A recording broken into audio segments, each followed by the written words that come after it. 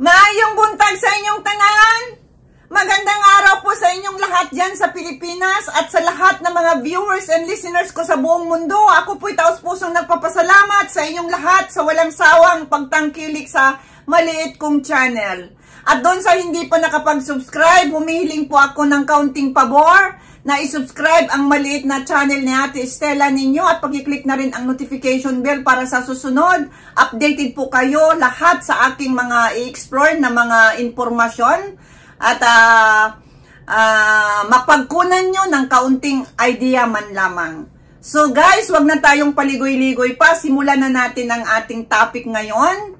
Ang topic natin ngayon ay kung bakit mas kailangan ng talik o sex ang babae kaysa lalaki. No? Yan po yung pag-usapan natin. So guys, habang bata pa tayo, magpakasawa na tayo sa talik, no? Pero hindi ko po sinasabi na kung sino-sino, kundi doon po sa ating mga mahal sa buhay ang sinasabi ko po, no?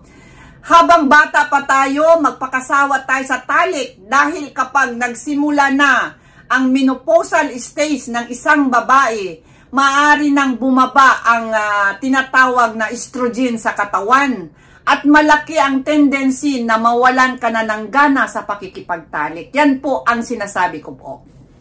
No? Na habang nasa kabataan pa po tayo, magpakasawa po tayo. No? So, wala pong mali siya dahil kapag tumuntong na tayo sa edad ng 40 pataas, alam ko meron nang nakakaramdam sa inyo, no? So, talagang mararanasan na ng isang babae yung mawalan na siya ng gana, no? Yung libido niya ay bumababa na talaga. Kasi alam nyo guys, ang dahilan niyan, yun na nga ang sinasabi ko, na pagbaba ng estrogen ng sa ating katawan. At mararanasan mo na rin, lalo na kung mawawala na yung regla natin, yung regla, no, yung menstruation. Mas lalo na rin po yun, lalo na pag nag-edad na tayo pa 40, pa 50 pataas, nandoon na yung maramdaman natin yung dryness, vaginal dryness, at saka yung mga tinatawag na masakit kapag nakipagtalik. So marami ng mga pagbabago sa ating katawan, no? Na kapag tumuntong na tayo sa 40 pataas, dyan na magsisimula at yung magsisimula na yung tinatawag na menopausal stage na siya. Pero alam nyo guys, hindi po lahat na mga kababaihan ay nakakaranas ng menopausal stage, no? Kagaya ng mama ko, hindi po siya nakaranas. Wala po siyang naranasan hanggang sa edad niya ngayon na 89 years old na po ang mother ko. Wala po siyang naranasan na itong sa menopausal. Wala po. Kaya swerte lang talaga ang mga babaeng hindi dumaranas ng ganitong tinatawag na menopausal, no? Kaya yan po yung dapat nating isipin na kapag tumungtong na tayo sa 40 pataas, hindi na natin makamtam yung kagaya nung kabataan natin, no? Na nasa 20s tayo, 30s tayo na talagang yung nararamdaman natin na kasiyahan talaga mula sa talik, no?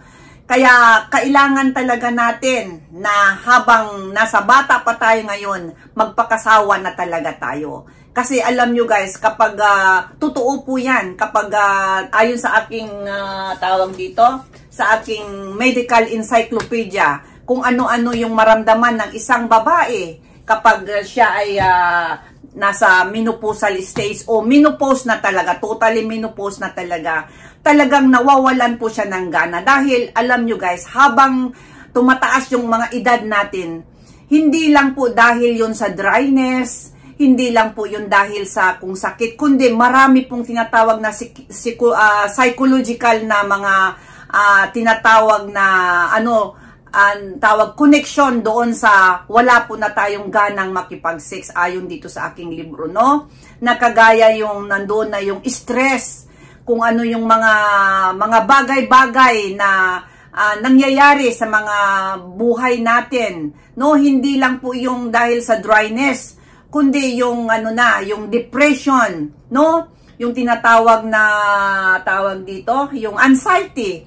So yan po, dahil nga sa ating edad, lalo tayong nagiging emotional kapag medyo mataas na ang edad natin, no?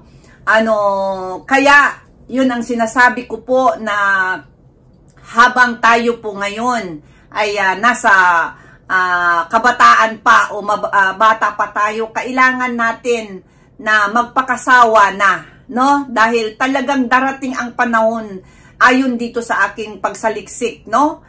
Na talagang aayaw ka, no? Hindi ka na halos pa malabasan o magkaroon ng orgasmo dahil doon sa tinatawag na hormonal changes sa ating katawan. So, pero yan po ay isang natural na hindi natin pwedeng takasan. Labas na lang kung halimbawang pupunta tayo sa doktor, humingi po tayo ng mga gamot na tawag dito, na makatulong man lang sa ating mga nararamdaman sa katawan. Siguro pa medyo, pero alam nyo naman guys, pag sinabi kasing mga gamot-gamot, ay risky din kasi yan, no, na uminom tayo ng mga gamot-gamot. Kung lalo na kung hindi tayo nasanay sa pag-inom. Hindi ako sanay uminom ng gamot, na isusuka ko kaagad pag umiinom ako ng gamot.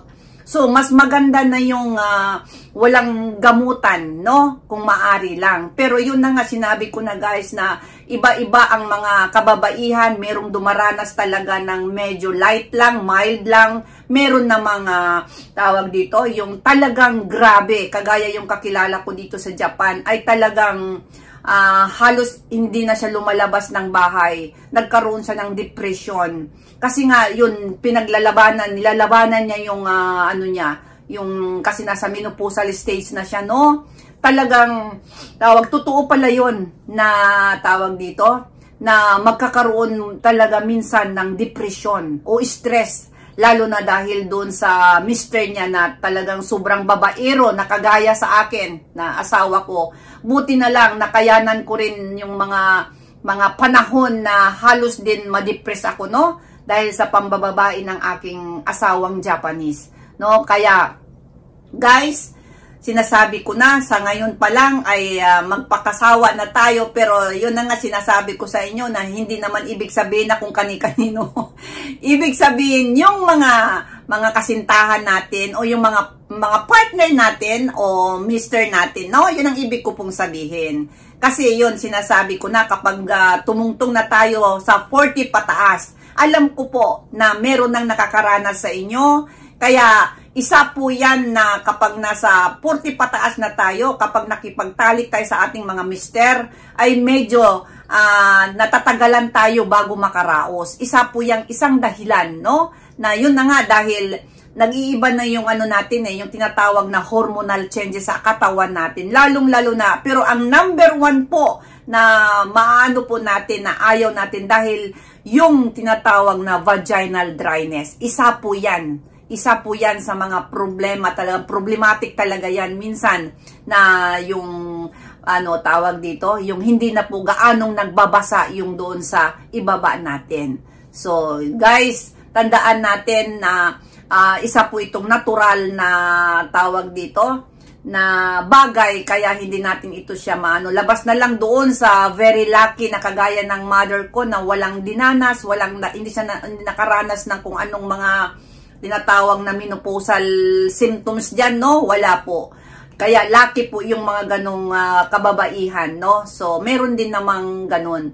Kaya yan po ang aking sinabi, bakit kailangan ng sex ang babae ng marami kaysa lalaki. Kaya yun ang sinabi ko, na habang sa ngayon na wala pa tayong nararamdaman, ay kailangan nating magpakasarap na sa tawag dito, sa sexual na aktibidad. So, yan po guys, sana nagustuhan nyo ang aking isang topic na naman ngayon. Kahit paano, tawag dito, meron kayong mapagkunan ng idea man lang, no? So, hanggang sa susunod mga guys, maraming salamat sa